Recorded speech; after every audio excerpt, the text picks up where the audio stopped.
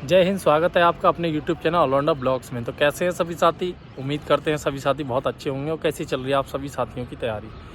आज की इस वीडियो में हम बात करने वाले हैं एसएससी जीडी की एक नई भर्ती के बारे में। जैसे जीडी 2025 की जो भर्ती चल रही है, भर्ती प्रक्रिया चल रही है, उसका एग्ज़ाम हो चुका है। रिजल्ट भी बहुत जल्द आपको देखने को मिलेगा।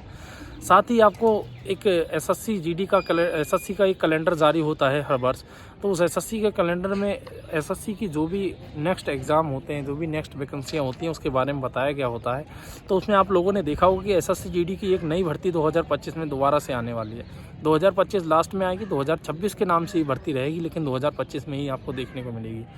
तो आज की इस वीडियो में इसी भर्ती के बारे में हम चर्चा करने वाले हैं। सबसे पहले आप सभी साथियों को बता दें कि 11 नवंबर 2025 को, जैसा उसमें नोटिस में दे रखा है, वो कैलेंडर में दे रखा है, 11 नवंबर 2025 को एसएससी जीडी की एक नई भर्ती का नोटिफिकेशन जारी हो जाएगा।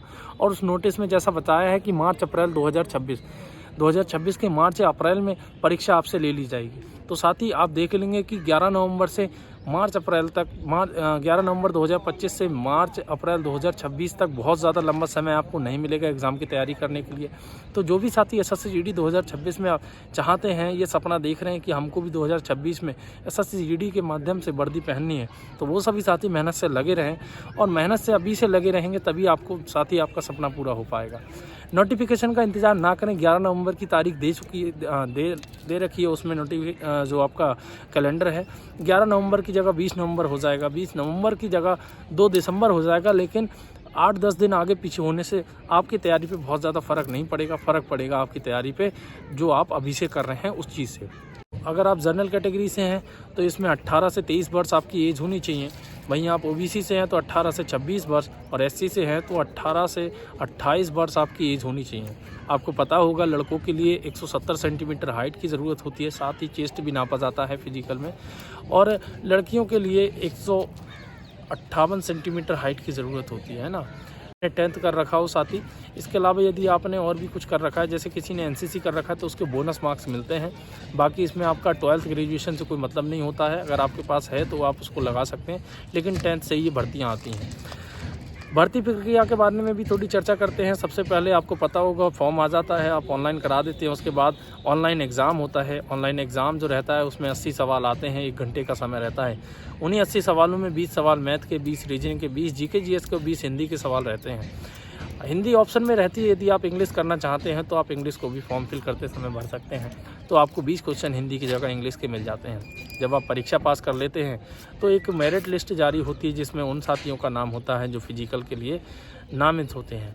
तो वो मेरिट आती है, उसके बाद आपका फिजिकल होता है। कभी कभी ये फिजिकल, जैसा पिछली बार आपने देखा 2024 वाली भर्ती में फिजिकल मेडिकल डॉक्यूमेंट वेरिफिकेशन एक साथ हुआ है ना। तो ऐसे ही आपका फिजिकल होता है, मेडिकल होता है, डॉक्यूमेंट वेरिफिकेशन होता है।